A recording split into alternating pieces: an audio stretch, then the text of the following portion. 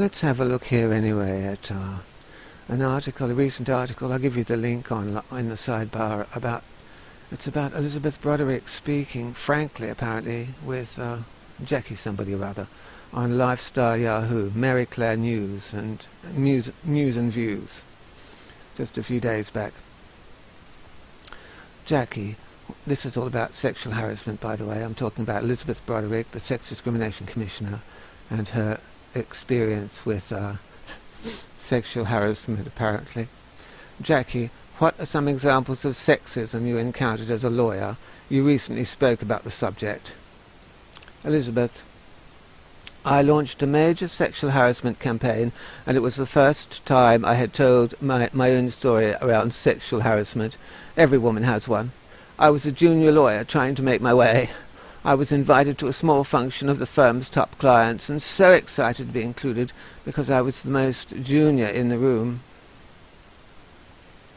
One of the firm's most important clients was there, and afterwards he proceeded to ring me every few days. He wanted me to go out to lunch and dinner, and I was faced with a choice. I could say no and risk the firm losing one of their largest clients, or I could go along. Do you hear that? This is the Sex Discrimination Commissioner. He wanted me to go out to lunch or dinner, and I was faced with a choice. I could say no and risk the firm losing one of their largest clients, or I could go along. So, basically, she had to choose, didn't she, between two evils, to remain a passive doormat. She couldn't say no, could she? No. She had no assertive tongue in her head, did she? No. Was she a geisha? I mean, was she expected to be a geisha?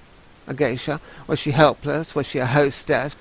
Did he have her over a barrel? Oh, he had me over a barrel. Did he have her over a barrel? Were men to blame because you wouldn't say no? You said, I was faced with a choice. I could say no and risk the firm losing one of their largest clients, or I could go along. To whom was your loyalty? To yourself or the firm? Really?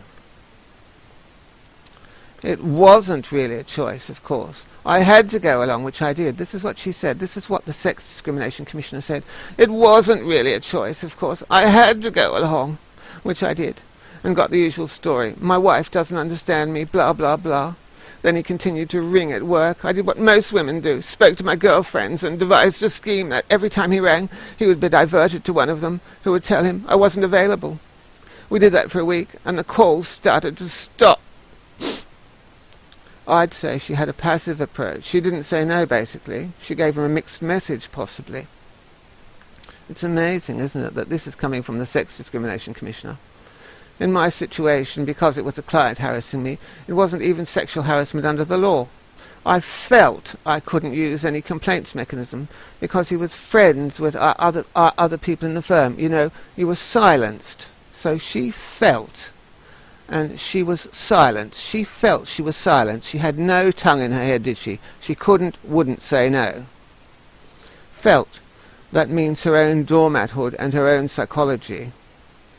Silenced. She had no tongue in her head, apparently. Jackie, this is the person interviewing her. Did you feel shame? This is Elizabeth Broderick, the Sex Discrimination Commissioner. Yeah, I did, that is. Yeah, I did feel shame. Yeah, I did. But also I started not to love the job I had loved. I didn't want to come to work because I feared what would happen and how it would affect me.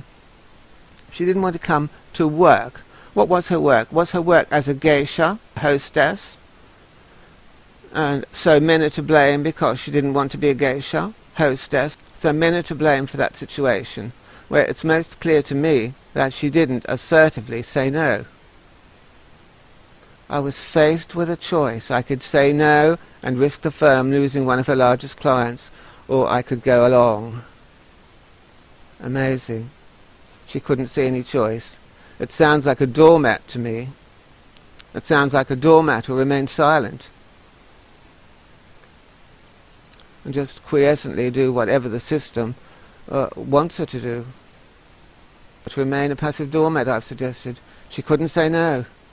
No assertive tongue in her head. Was she a geisha? Was she employed as a geisha? If she wasn't employed as a geisha, she didn't have to go along. She didn't. She didn't have to have dinner with anybody. She didn't. She didn't. She wasn't helpless. She could have said no. Did he have her over a barrel? Did he? Men are to blame because you wouldn't say no. That's a question I've asked. It wasn't really a choice. Of course, I had to go along, which I did. I had to go along. I had to go along, she said. I had to go along. I had to go along. It wasn't really a choice. So it wasn't really a choice to be a geisha, but you had to go along. You couldn't say no, you couldn't be assertive, and so men are to blame. I felt I couldn't use any complaints mechanism. You were silenced.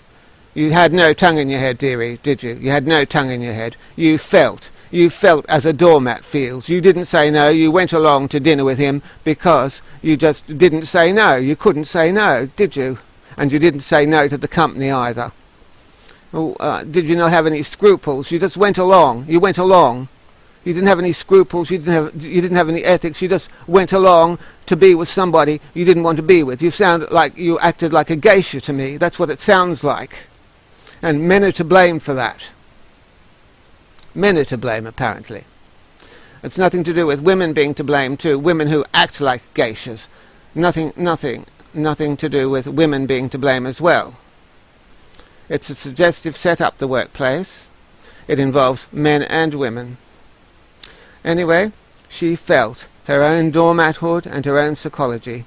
She felt she could do nothing. She felt she was silenced.